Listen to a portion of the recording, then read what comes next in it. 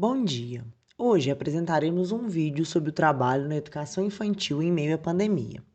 Sem pretensões de esgotar o tema, traremos 3 entrevistas com profissionais que estão trabalhando na educação infantil em diferentes modalidades nesses tempos de pandemia, com o intuito de trazer novas provocações e discussões sobre o momento conflituoso que estamos vivendo.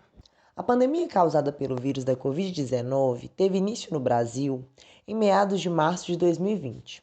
Desde então, todas as instituições e modalidades de ensino estão ou deveriam estar com suas portas fechadas e, quando com recursos disponíveis, mantendo suas atividades via modalidade online. Agora vamos começar a música? Vamos! Todo Olha, mundo é uma levanta música que aí. vocês conhecem e é uma música que a gente já dançou bastante na escola. Eu quero todo mundo animado. Eu não quero ninguém parado. Bom dia! Tudo bem, Ana? Fala, tudo bem? Tudo bem? Ó, Ana, a gente vai dançar agora, tá bom? A gente vai dançar o tchutchuê. Por ser muito recente, ainda não temos muitos estudos que abordam os prejuízos causados por esse afastamento das crianças pequenas da escola de educação infantil, mas trazemos aqui um artigo chamado Reflexões baseadas na psicologia sobre efeitos da pandemia Covid-19 no desenvolvimento infantil. Estudo realizado por Maria Beatriz Martins Linhares e Sônia Regina Fiorin Enumo. De acordo com essas autoras, observa-se que em determinados ambientes familiares estão presentes múltiplos fatores de risco que ameaçam o desenvolvimento saudável e adaptativo das crianças, tais como falta de estimulação adequada ao nível de desenvolvimento das crianças, violências, maus tratos, negligências e conflitos, práticas parentais com disciplinas abusivas e coercitivas, desnutrição, baixa escolaridade, desemprego, instabilidade financeira, alta densidade habitacional no lar, problemas de saúde mental dos pais, entre outros. As crianças expostas a contextos estressores mostram alto nível de cortisol, o hormônio regulador do estresse, em comparação às crianças que não vivem neste contexto. A alteração desse hormônio relaciona-se com o sistema imunológico e sistema nervoso, que tem total interação com a emoção, a memória e o aprendizado. Devido ao distanciamento social, as crianças não estão frequentando a escola, que é um segundo microsistema essencial ao desenvolvimento e aprendizagem.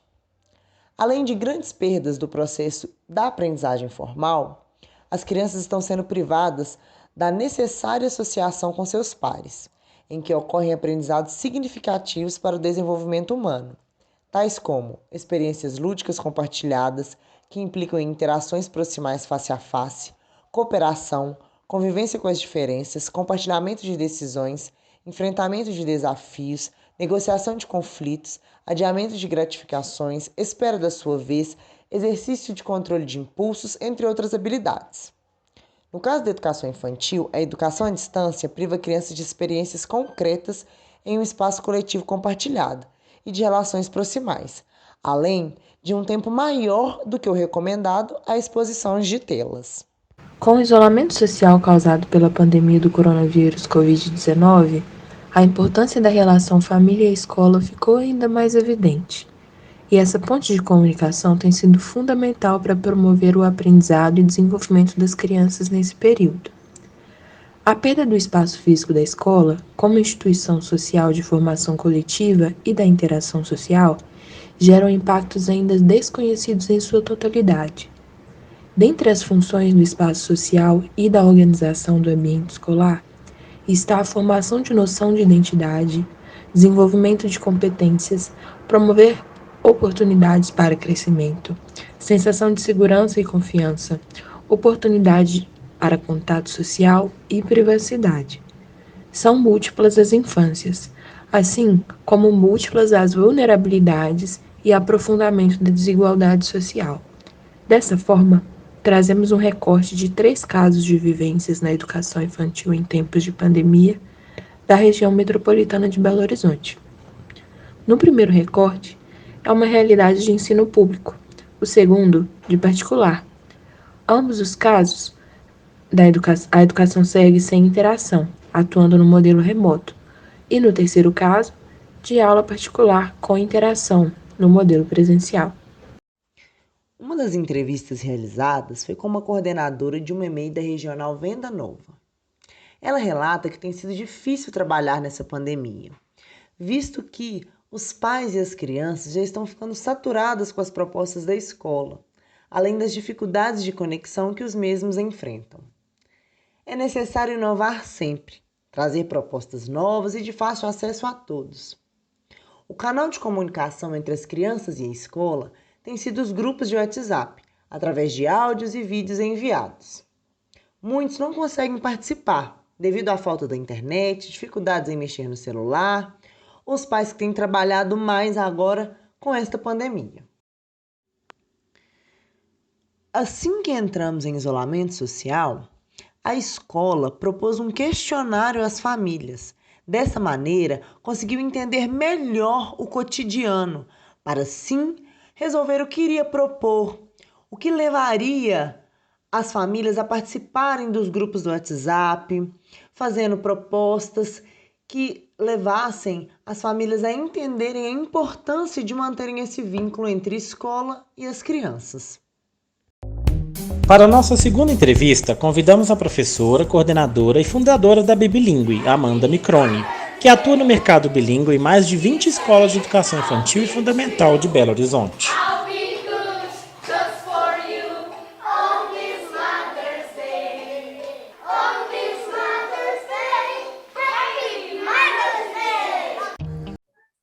Boa noite, Amanda, tudo bem? Muito obrigado, primeiro, por estar aqui, por poder me ajudar no trabalho, junto com o grupo. A primeira pergunta seria: como é trabalhar na educação infantil no meio de uma pandemia? Saulo, muito desafiador, né? Acho que essa, para quem está aí na área, né, para quem trabalha em escola, talvez seja o momento mais desafiador em toda a nossa carreira, né? Então, a pandemia ela veio trazendo muitos desafios para as crianças, para os professores, para as famílias, eu diria que para toda a comunidade escolar, né? Então, se tem uma palavra que resuma como é trabalhar em escola, na educação, na pandemia, a palavra é desafiador, né? Sem sombra de dúvidas. É o momento que eu percebo que a gente precisa trabalhar com muita união, né? Sem as famílias, a gente não consegue desenvolver um trabalho bacana. A escola também, ela também tem que se colocar muito no papel das famílias, as famílias têm que se colocar no papel da escola, entender, questionar menos, né? Os pais têm questionado muito, eu percebo isso, assim, como eles estão acompanhando, né? Estão do lado, acompanhando ali as aulas, às vezes eles questionam coisas que nós que somos da área, a gente sabe que tem um significado. Então, se não houver parceria, dificilmente a coisa flui. Mas, isso aí, acho que temos que seguir, né? Claro. Nas interações online com as crianças, tem notado mudanças expressivas no seu desenvolvimento? Como, por exemplo, na parte da fala? Com certeza, né? A gente percebe que as crianças estão, a gente sente mais carência, mas elas estão mais, precisam de mais estratégias que a gente tem utilizado, quando possível, é separar a turma em pequenos grupos, para que a gente consiga dar mais uma atenção semi-individualizada para as crianças. Isso tem feito muito bem, sabe? A gente tem recebido muitos feedbacks positivos dessas famílias em relação a isso. Mas a gente percebe, sim, principalmente no aspecto socioemocional, não o aspecto cognitivo, mas o aspecto socioemocional foi muito afetado. Claro que isso, né, a gente percebe que aquelas famílias que têm tido mais dificuldade nas adaptações, tem aquelas crianças que têm tido o desenvolvimento está truncado, digamos assim, né? Então, as estratégias são essas, da gente dar mais atenção para esses casos, trabalhar o aspecto socioemocional para que o aspecto cognitivo avance. O planejamento das ações na escola em que você trabalha, nesse momento de isolamento social, considerar o cotidiano de atividades das crianças em casa, a disponibilidade de tempo e os materiais que eles têm em relação à família, ao aluno? Sim, a gente precisou adaptar o planejamento, né, Saulo? Uma das coisas que a gente fez, uma das ações foi preparar kits. Então, a gente mandava semanalmente, quinzenalmente, ao menos uma vez no mês. A gente preparava kits com materiais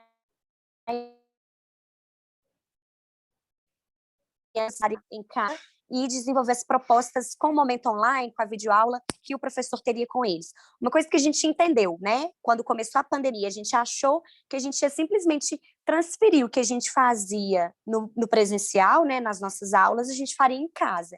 E a gente teve que aprender a duras penas, isso mais no ano passado, no início do ano passado, que não funcionaria assim. Então, a gente precisou adaptar toda a aula, começar pelo tempo, né? Então, uma coisa é eu dar uma aula de 50 minutos, outra coisa é eu dar aula de 50 minutos online, né? Muito cansativo.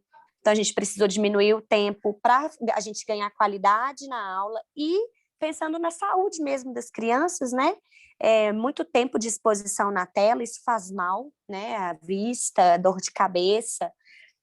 E, mais uma vez, a questão das famílias. A gente precisou entender também a logística, né, familiar dos alunos, né, e das famílias, e levar isso em consideração, então, o tempo e até o horário em que a aula aconteceria. Então, a gente precisou negociar aí com as famílias, principalmente quando as crianças são muito novinhas. Então, a gente precisaria de um adulto acompanhando as aulas. Então, foi um verdadeiro quebra-cabeça. A gente foi entendendo, e como eu disse anteriormente, com muito diálogo com as famílias, entendendo o que seria possível para eles, as famílias também entenderem o que a gente precisava que eles fizessem. Então, eu acho que encontrar, essas foram as principais... Saulo, você está aí? Sim. As principais adaptações foram essas, o tempo de aula, e o kit, e a estrutura de aula que a gente teve que adaptar também de acordo com o dia, com outras aulas, né? Aula de educação física, aula de música, aula de inglês. Então, isso tudo foi um verdadeiro quebra-cabeça aí para que ficasse bom, né, para as crianças, eficiente. Eu imagino como é. Quais principais atividades foram adaptadas e quais adaptações foram feitas para ajudar a questão primordial do aprendizado das crianças em relação ao movimento dentro da sala de aula? Isso. Então, Saulo, a principal adaptação dentro da rotina da aula, a gente sentiu que no online elas ficam mais cansadas, mais rápido. Então, e por causa do tempo de concentração mesmo. Então, o que a gente fez? Nós variamos os elementos dentro da aula, trazendo mais ludicidade. Então, por exemplo, eu começava falando especificamente das aulas de inglês, né? A gente sempre focava com músicas no início. Então, o que a gente fez foi quebrar. Então, a gente trouxe música para a aula inteira. Então, eu começo com música, faço uma proposta. Canto outra música, faço outra proposta. Canto música de novo, faço outra proposta. Porque a música eu consigo que a criança ali se conecte comigo mais rápido. Eu peço para ela levantar, ela se movimenta, então ela não fica sentadinha, que é muito cansativo, né? Então, e pensando sempre nessa perspectiva de atividades estáticas e atividades de movimento. Mais do que nunca no online, eu precisei mesclar, então sempre, a lógica sempre era estático, movimento, estático, movimento. Eu contava uma história e depois eu pedia para eles se movimentarem para fazer alguma coisa em relação à história, registro, né? Então a rotina ficou muito nisso, música, música, música, estático, movimento e finalizando a aula com registro. Tem funcionado muito bem, sabe, Saulo? Eu diria que é a nossa receita de bolo do sucesso. É essa mescla, essas estratégias que a gente utilizou e tem utilizado aí, né, da pandemia. Amanda, muito obrigado, muito satisfeito com suas respostas, eu te agradeço, uma boa noite para você. Eu que agradeço, tomara que tenha ajudado. Boa noite. Boa noite.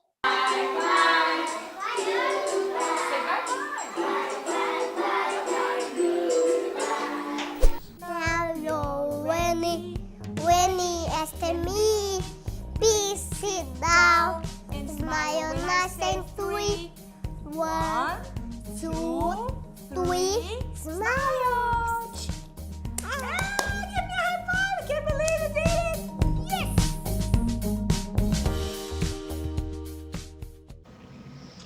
Entrevistamos uma professora de uma escola de elite que está atuando nesse modelo presencial, e ela nos apresenta que a sua dificuldade se dá justamente pelo contexto de possível exposição e contaminação ao coronavírus, ou seja, a essa rotina de protocolos de higienização, a utilização de máscaras e a limitação que esse uso de máscara se dá para a comunicação e expressões faciais. Ela nos traz que muitas crianças não conseguem utilizar as máscaras por muito tempo e que isso acaba fugindo do controle. A Prefeitura Municipal de Belo Horizonte, por meio de vários decretos, restringe uma série de atividades não essenciais na capital. Entretanto, as atividades lúdicas, extracurriculares, artísticas, bem como serviços de hotelzinho e outros, não estão entre essas atividades suspensas. Sendo assim, por portarem o alvará de funcionamento como hotelzinho, algumas escolas infantis seguem em funcionamento com atividades extracurriculares. Após essas entrevistas, observamos como a pandemia tem diferentes caras para as diversas situações sociais. Enquanto algumas escolas possuem dificuldades em manter as atividades remotas com as crianças, devido a dificuldades de conexão, crianças que ficam com os avós que não sabem mexer em eletrônicos, falta de recursos, entre outros, há escolas que conseguem manter suas atividades de modo remoto. E mesmo tendo que inovar para manter seus alunos ativos, podem contar com os recursos necessários por parte das famílias. Há ainda outras situações onde escolas de elite mantiveram suas atividades de maneira presencial, adaptando seu alvará para atividades extracurriculares, mas na realidade mantendo um currículo escolar. Vimos com esses exemplos as diversas realidades que a educação infantil está apresentando nesta pandemia. Enquanto algumas crianças estão sendo privadas da escola, outras continuam indo. Enquanto algumas crianças estão interagindo com seus colegas através de áudios de WhatsApp, outras não possuem esse recurso e não interagem com os colegas de escola. As consequências disso já conseguimos ver um pouquinho, com crianças tristes por não irem à escola, apresentando problemas psicológicos e déficits em alguns planos de desenvolvimento, enquanto outros tiveram um boom de desenvolvimento por terem conseguido ficar mais tempo perto de seu núcleo familiar. Uma certeza podemos ter: nada será como antes. Essa pandemia mexeu muito com todos, e não seria diferente com as crianças. Cabe a nós, professores, acolhermos essa diversidade de crianças que chegará a nós nos próximos momentos, quando tudo abrir.